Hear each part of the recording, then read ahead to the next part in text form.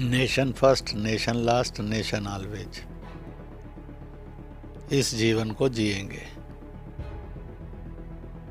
बाकी जो ईश्वर की रचना होगी वो होगा कि लोगों के अंदर ये भाव भरा जाए, धरती नहीं छोड़ेंगे, धर्म नहीं छोड़ेंगे, सम्मान नहीं छोड़ेंगे। धरती धर्म ना छोड़ते हुए इसी धरती और धर्म पर टिक कर इस बंदूक का, इस फायर आर्म का मुकाबला करेंगे। अगर आनी है मौत तो कभी भी आएगी और कहीं भी आएगी, फिर उसको भाग कर और भगोड़े के रूप में क्यों जीना। हमारे देश के अंदर तो हमारे पूर्वजों ने उसको मीट द चैलेंज के रूप में लड़ा है, तो हमें भी वही करना चाहिए। आतंकवाद भी कितनी देर टिकेगा और कैसे टिकेगा, इसलिए समाज के मनोबल के साथ साथ समाज को उसके लिए प्रशिक्षित भी करना है कि जगह जगह, गांव-गांव, देहात नगरों में संपर्क बढ़ाओ और वहाँ बहनों में, बेटियों में, माताओं में और साथ में नौजवानों में विशेष रूप से और समाज में इस भाव का जागरण करना है कि हम डट कर खड़े होंगे, सीना तान कर खड़े होंगे। एक दिन आएगा जब ये भी खत्म होगा और झुकेगा। मन में ये भाव रहना चाहिए कि प्रभु पर विश्वास करें, अपने कर्म को पूरी ताकत से और निडरता से करें और इस बात के लिए जिए कि देश अगर जीते और जिए तो उसका जश्न मनाएंगे। अगर वो मृत्यु को प्राप्त हो गए तो वीर गति को पाएंगे। तो दोनों में से एक सुख साझा है। वीर गति को प्राप्त करने का मतलब स्वर्ग में जाना, और इस प्रकार से इसके सामने डटकर अड़कर खड़े हो जाने का मतलब विजय श्री होना, तो जीत का जश्न मनाना। तो इसलिए लड़ना और डटना यही मार्ग है। मन तो ये कहता है कि ये होगा,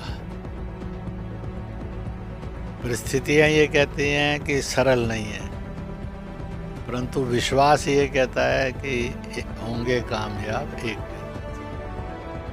और सीमाएं बदलेंगी, भूगोल भी बदलेगा, खोया हुआ जन और जमीन भी लौटेगी। 99.99% पाकिस्तान, बांग्लादेश, भारत में जो इस्लाम मतावलंबी रहते हैं वो कन्वर्टिज हैं, और उनका और हिंदुओं का डीएनए एक ही है। उनके पूर्वज और परंपराएं साझी हैं, और अगर इस बात का एहसास जागा तो एक नया इतिहास अपने आप जन्म ले लेगा। देश के अंदर एक मूवमेंट चल पड़ी है, सनातनी मुस्लिम मूवमेंट। एक चल पड़ी है एक्स मुस्लिम मूवमेंट। एक चल पड़ी है पूर्वज और परंपराएं साझी, इसलिए हम एक, कोई विदेशी नहीं, कोई पराया नहीं। और इस प्रकार से दिखने भी लगा है और लगता भी है संभावना। इतना ही नहीं है, जो कट्टरपंथी एलिमेंट्स हैं तो उनका उत्तर उसी समाज के अंदर से लोग डटकर चैनल्स पर देने लगे। इसलिए एक नए सवेरे की उम्मीद बन रही है। केवल विस्थापित ही नहीं वापस लौटेंगे, बल्कि खोया जन जमीन वापस आने का रास्ता बनेगा। भारत विभाजन नहीं होगा, कोई संभावना नहीं, पर हो गया। राम मंदिर बनेगा जल्दी से, कोई संभावना नहीं थी, वो बनना शुरू हुआ, बन भी गया। 370 हट पाएगी क्या, कभी लगता नहीं था, हट गई है। आज कहीं ना कहीं लोगों में चल पड़ी है कि पाकिस्तान जो आज का है, बांग्लादेश जो आज का है, इसके पुनर्गठन के भी समय आ गए हैं। मारने वाला पंजाबी पाकिस्तानी है और मरने वाला और जिस पर हमला हो रहा है वो सिंधी पाकिस्तानी है, बलूच है, पख्तून है, पीओजे का है, महाजिर है, इस्लाम मतावलंबी हैं, फिर भी एक दूसरे का कत्ल है। एक ही वतन के हैं, फिर भी एक दूसरे के प्रति जन रोष है। पाकिस्तान में भी ये विश्वास बनता जा रहा है, पाकिस्तान एक रह पाएगा। ये भी वहाँ पर चर्चा चलती है कि वो अनेक पाकिस्तान बनेगा, नए देश बनेंगे। ये भी चर्चा चलती रहती है, ये सब मिलकर एक बनेंगे। परंतु उससे पूर्व ये वातावरण बन रहा है, सारे जहां से अच्छा हिंदुस्तान हमारा, कि हिंदुस्तान जो है uncompromising best of the world है और समस्या समाधान भी यहीं से ज़्यादा संभव है, क्योंकि यहाँ धरती, धर्म, संस्कृति, समाज सबको स्वीकार करने वाला और सबको अपने साथ लेकर चलने वाला है। जिसमें ये कैपेसिटी होती है वो इस परिवर्तन को ले आता है। नमस्कार, स्पीक स्ट्रेट में आप सबका स्वागत है। व्यूअर्स, मैं हूं अमित। व्यूअर्स, आज हमारे साथ हैं माननीय इंद्रेश कुमार जी। आप राष्ट्रीय स्वयंसेवक संघ के वरिष्ठ प्रचारक हैं और वर्तमान में आप अखिल भारतीय कार्यकारिणी मंडल सदस्य हैं। आपका केंद्र दिल्ली है। स्पीक स्ट्रेट में आपका स्वागत है। मेरा पहला प्रश्न भाई साहब आपसे ये रहेगा कि जब आपके जीवनी के बारे में मैंने पढ़ना स्टार्ट किया और कई लोगों से भी जाना, तो ये पता चला कि आपके परिवार में आपके पिताजी विधायक रहे, राजनीतिक बैकग्राउंड रही और उसके बाद आपने मैकेनिकल इंजीनियरिंग की, परंतु आपने इंजीनियरिंग करियर जो है वो ऑप्ट नहीं किया और ना ही आप राजनीति में गए। आपने राष्ट्रीय स्वयंसेवक संघ का रास्ता चुना। वो कौन सा ऐसा क्षण था जिसने आपको प्रेरित किया इस रास्ते पे आने के लिए? ऐसा है, बचपन से देश, धर्म, समाज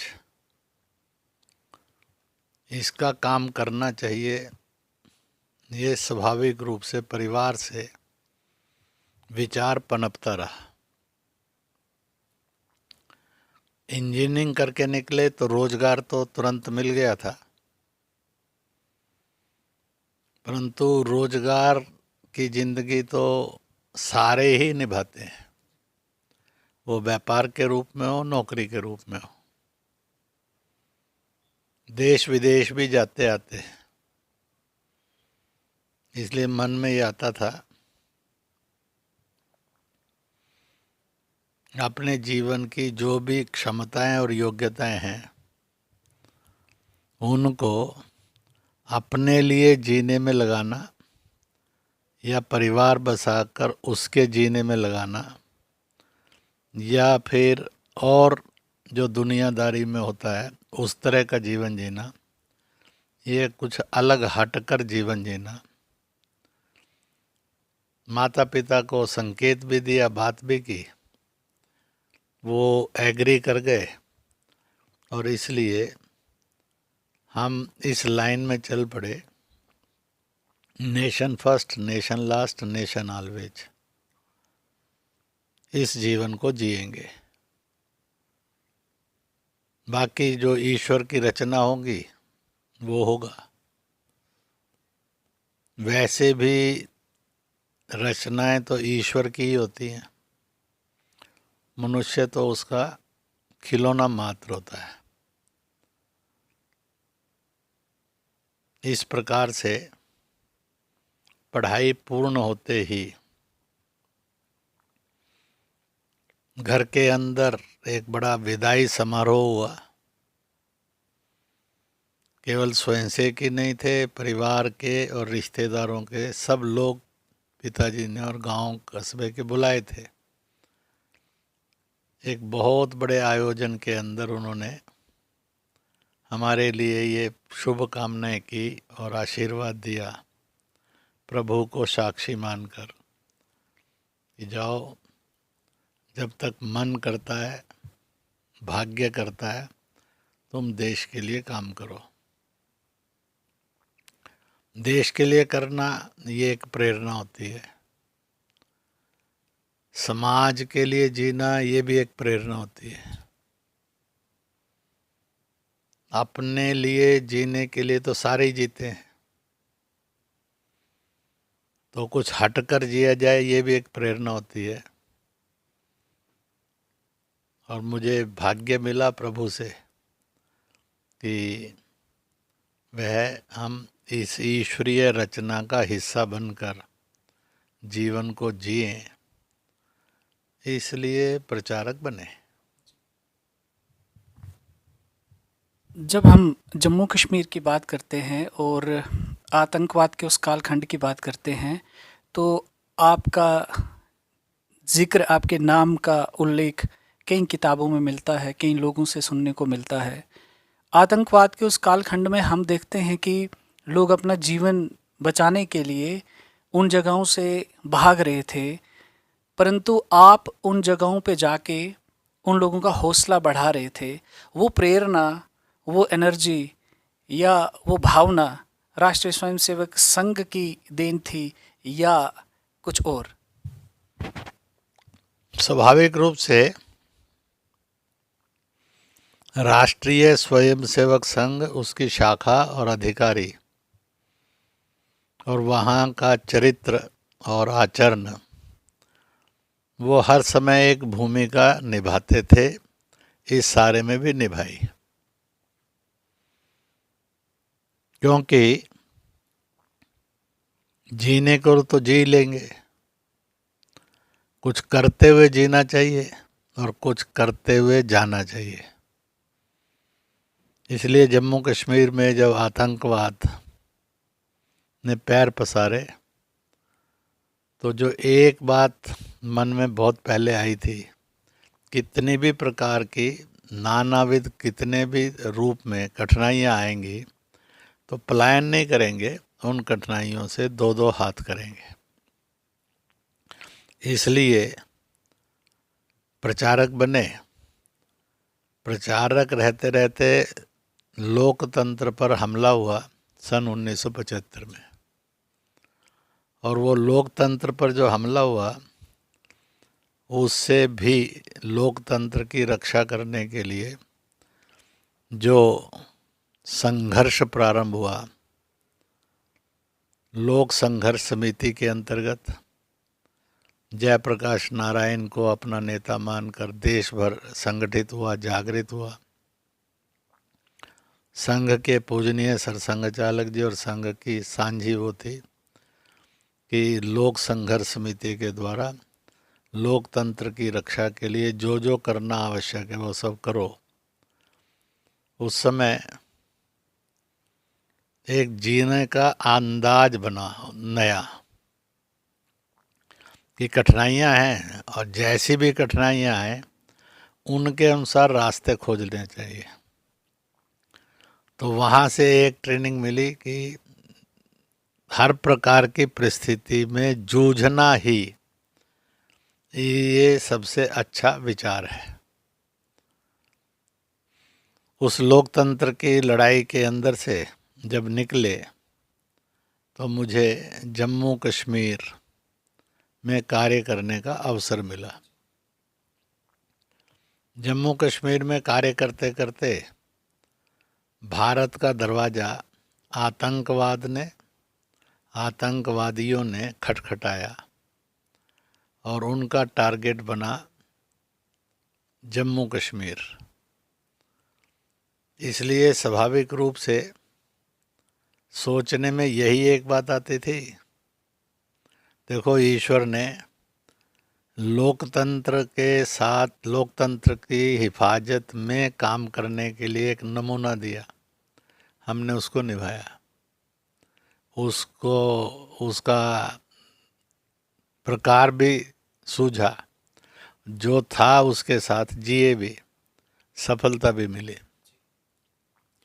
लोगों को जेल यात्राएं करवाने के लिए भी तैयार करने की एक ट्रेनिंग हुई। अब ये एक दूसरे प्रकार का था संघर्ष, चेतावनी, वो हमला कि देश के अंदर हमारी स्वतंत्रता, हमारी अखंडता, हमारा स्वाभिमान खतरे में था। और इसलिए ये लड़ाई लोकतांत्रिक नहीं थी, ये लड़ाई प्रत्यक्ष हथियारों से लड़ी जा रही थी, क्योंकि आतंकवादी हथियारों से लैस होकर खेल रहे थे और समाज निहत्था था। तो समाज का मनोबल बनाना, मन के जीते जीत है, मन के हारे हार। अगर एक बार मन ढीला हो गया तो लड़ाई हार जाएगी। और इस प्रकार से इस नए द्वंद्व के लिए पहली बात महसूस हुई कि लोगों के अंदर ये भाव भरा जाए, धरती नहीं छोड़ेंगे, धर्म नहीं छोड़ेंगे, सम्मान नहीं छोड़ेंगे। धरती धर्म ना छोड़ते हुए इसी धरती और धर्म पर टिक कर इस बंदूक का, इस फायर आर्म का मुकाबला करेंगे। दूसरी एक बात और आई, अगर आनी है मौत तो कभी भी आएगी और कहीं भी आएगी, फिर उसको भाग कर और भगोड़े के रूप में क्यों जीना। हमारे देश के अंदर तो हमारे पूर्वजों ने उसको मीट द चैलेंज के रूप में लड़ा है, तो हमें भी वही करना चाहिए। और इस प्रकार से मनोबल को बनाते हुए और ऊंचा उठाते हुए लोगों के मन में ये भाव स्थिर करते हुए कि आखिरकार जब ब्रिटिश हुकूमत के खिलाफ स्वतंत्रता संग्राम चल रहा था तो लोगों ने कितने प्रकार के कष्ट सहे, और उन कष्टों के बीच में से एक दिन आया जब आधी दुनिया पर राज करने वाली ब्रिटिश हुकूमत उखड़ गई। इसी तरह से ये आतंकवाद भी कितनी देर टिकेगा और कैसे टिकेगा। इसलिए समाज के मनोबल के साथ साथ समाज को उसके लिए प्रशिक्षित भी करना। तीसरा था कि जगह जगह, गांव-गांव, देहात-देहात, नगरों में संपर्क बढ़ाओ और वहाँ बहनों में, बेटियों में, माताओं में और साथ में नौजवानों में विशेष रूप से और समाज में इस भाव का जागरण करना है कि हम डट कर खड़े होंगे, सीना तान कर खड़े होंगे। एक दिन आएगा जब ये भी खत्म होगा और झुकेगा। इस भाव से उनकी तैयारियां और उनका प्रशिक्षण, कैंप भी लगते थे, तो कैंप लगने के अंदर विशेष प्रशिक्षण जो संघ शाखा चलाने के लिए देते हैं, उसकी बजाय उसके साथ साथ ये भी देते थे कि वह इन सब कठिनाइयों का विरोध करते हुए कैसे जिएगा, और अगर सामने ये चीज़ें होंगी तो इनका मुकाबला भी कैसे करेगा। तो इसलिए नए प्रकार का शारीरिक बल और शारीरिक साधना उनके जीवन में हो, यही कल आपने उन छोटे छोटे प्रयत्नों से इतने बड़े राक्षस का मुकाबला करने में सफल होंगे। मन में ये भाव रहना चाहिए कि प्रभु पर विश्वास करें, अपने कर्म को पूरी ताकत से और निडरता से करें, और इस बात के लिए जिए कि देश अगर जीते और जिए तो उसका जश्न मनाएंगे। अगर वो मृत्यु को प्राप्त हो गए तो वीर गति को पाएंगे। तो दोनों में से एक सुख साझा है। वीर गति को प्राप्त करने का मतलब है स्वर्ग में जाना, और इस प्रकार से इसके सामने डटकर अड़कर खड़े हो जाने का मतलब है विजय श्री होना, तो जीत का जश्न मनाना। तो इसलिए लड़ना और डटना यही मार्ग है, और उसके लिए जो जो ज़रूरी प्रिपरेशन है, नौजवानों की हो, परिवारों का समर्थन हो, परिवारों में ये भाव जागे कि हमें ईश्वर की तरफ से एक अवसर मिला है कुछ कर दिखाने का, कुछ करने का। आपने धर्म की बात की, धरती की बात की। अब अगर हम कश्मीरी हिंदुओं की बात करें, धर्म तो उन्होंने नहीं छोड़ा, परंतु उनसे उनकी धरती छूट गई। कश्मीरी पंडितों की वापसी को लेके आपके क्या भाव हैं? क्योंकि अभी तक उनकी वापसी नहीं हो पाई है, इसके ऊपर आप क्या विचार रखेंगे? ऐसा है कि लगता था कभी 370-35 से नहीं हट पाएगी, वो हट गई। लगता था फिर से भारत माता की जय गूंजेगी, शायद नहीं, वो गूंजने लगी है। लगता था कि जो चले गए हैं फिर से रिटर्न होने की कभी मन में बात आएगी कि नहीं आएगी, वो आने लगी है। ऐसी सत्ताएं आएंगी कि नहीं आएंगी कि जो इस राष्ट्रवादी भाव से भरी होकर समस्या के समाधान के लिए प्रयत्न करेंगे। जिनकी संभावनाएं नहीं थी वो सब दृश्य उभरने लगे। बेघरों को घर इस रूप में कहीं ना कहीं जम्मू और देश के अंदर आंदोलन चले, हम लोग उसके हिस्सेदार और डिजाइनर बने, तो धीरे धीरे सरकार ने और समाज ने बेघरों के लिए घर भी मिलने शुरू हो गए। इसी तरह से आए कि जब तक सेटल नहीं होते तो उनको जीवन जीने का सहारा मिलना चाहिए। तो जम्मू कश्मीर सहायता समिति बनी, देश भर से साधन संग्रह हुए, इन सब के लिए विस्थापित लोगों के लिए सहारे का हाथ आगे बढ़ा।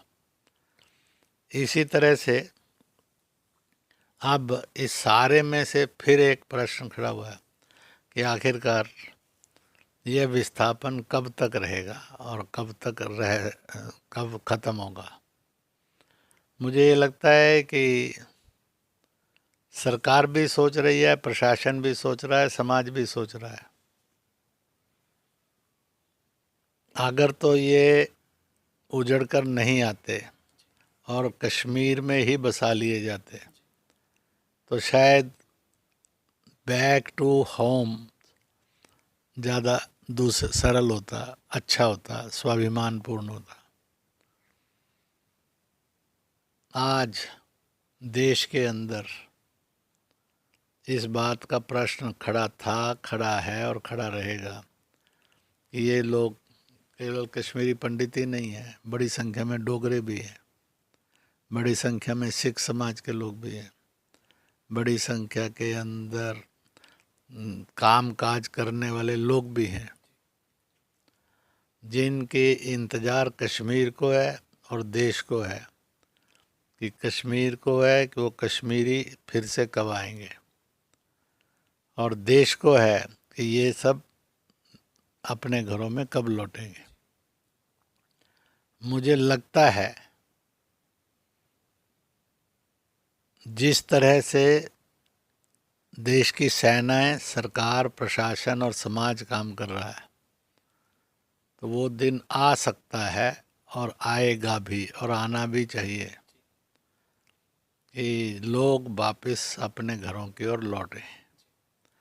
क्या क्या होगा, कैसे कैसे होगा, समय बताएगा।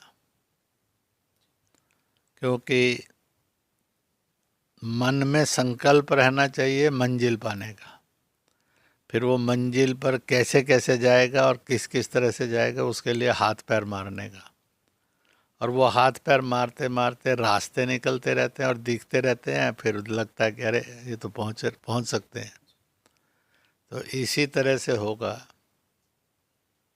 कहीं ना कहीं हमें पड़ोसियों को भी ये समझाना होगा, समझ देनी होगी कि अगर अंग्रेज़ों की कूटनीति में से भारत का विभाजन होगा तो हमारी समाज नीति में से वो विभाजन ख़त्म करके अखंडता भी लाई जा सकती है और लोग जो उजड़ने के लिए मजबूर हुए थे वो वापस भी भेजे जा सकते हैं और वहाँ पहुँच सकते हैं। मन तो ये कहता है कि ये होगा, परिस्थितियाँ ये कहती हैं कि सरल नहीं है, परंतु विश्वास ये कहता है कि होंगे कामयाब एक दिन। और सीमाएं बदलेंगी, भूगोल भी बदलेगा, खोया हुआ जन और जमीन भी लौटेगी। आज तो ये आम बात हो गई है कि 99.99% पाकिस्तान, बांग्लादेश, भारत में जो इस्लाम मतावलंबी रहते हैं वो कन्वर्टिज हैं।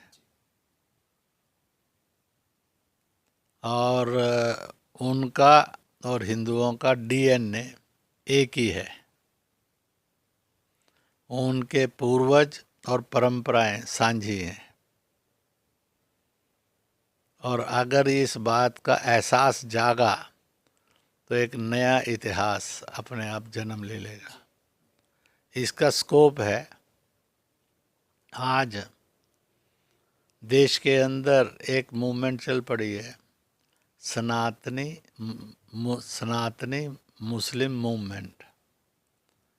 एक चल पड़ी है एक्स मुस्लिम मूवमेंट।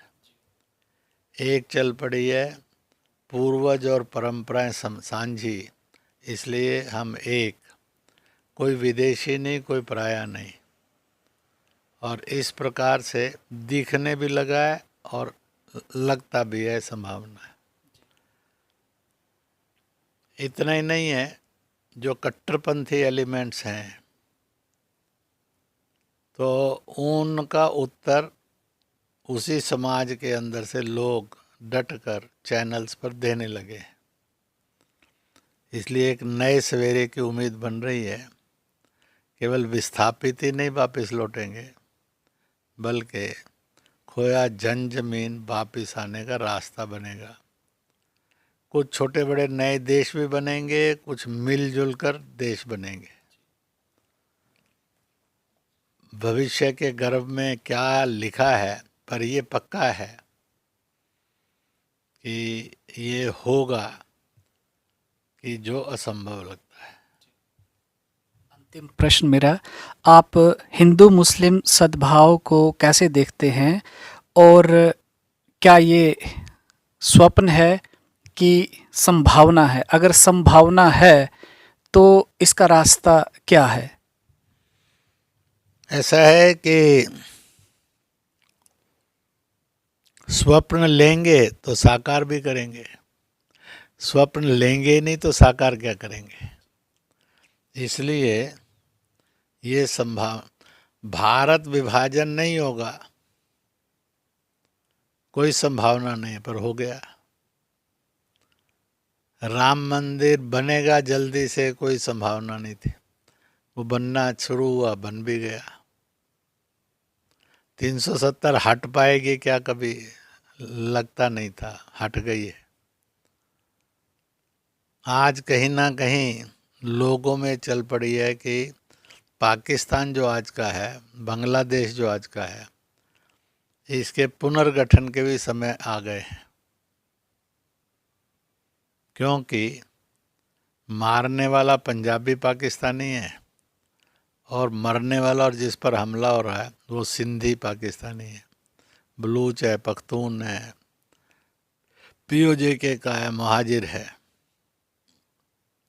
इस्लाम मतावलंबी हैं, फिर भी एक दूसरे का कत्ल है। एक ही वतन के हैं, फिर भी एक दूसरे के प्रति जन रोष है। इसलिए उठक पटक के अंदर से इस बात की संभावनाएं पक्की हैं, और वो ये है कि आने वाले कल के अंदर उस दृश्य को दुनिया देख पाएगी। पाकिस्तान में भी ये विश्वास बनता जा रहा है, पाकिस्तान एक रह पाएगा। ये भी वहाँ पर चर्चा चलती है कि वो अनेक पाकिस्तान बनेगा, नए देश बनेंगे। ये भी चर्चा चलती रहती है कि ये सब मिलकर एक बनेंगे, परंतु उससे पूर्व ये वातावरण बन रहा है,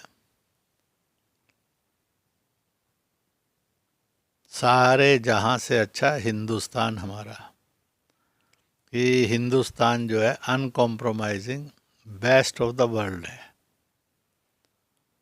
और समस्या समाधान भी यहीं से ज़्यादा संभव है, क्योंकि यहाँ धरती, धर्म, संस्कृति, समाज सबको स्वीकार करने वाला और सबको अपने साथ लेकर चलने वाला है। जिसमें ये कैपेसिटी होती है वो इस परिवर्तन को ले आता है। और भारत आज अगर ऑपरेशन सिंदूर का चमत्कार कर सकता है, भारत कहीं ना कहीं पर अगर 17-18 जो विश्व के अलग अलग देश के सर्वोच्च सम्मान मिलते हैं उनको ग्रहण कर सकता है, किसी और देश को नहीं मिलते। इसी प्रकार से आज 4-5 साल से भूख से मौत मुक्त भारत है। देश बहुत तेज गति से विकास भी कर रहा है, देश बहुत तेज गति के साथ आगे बढ़ते हुए इस बात का एहसास ला रहा है कि भारत जो है वो विश्व में शांति का पर्याय बनेगा। तो इसलिए संभावनाएं पूरी हैं और निश्चित है। आपने अपना कीमती समय दिया, उसके लिए बहुत बहुत धन्यवाद।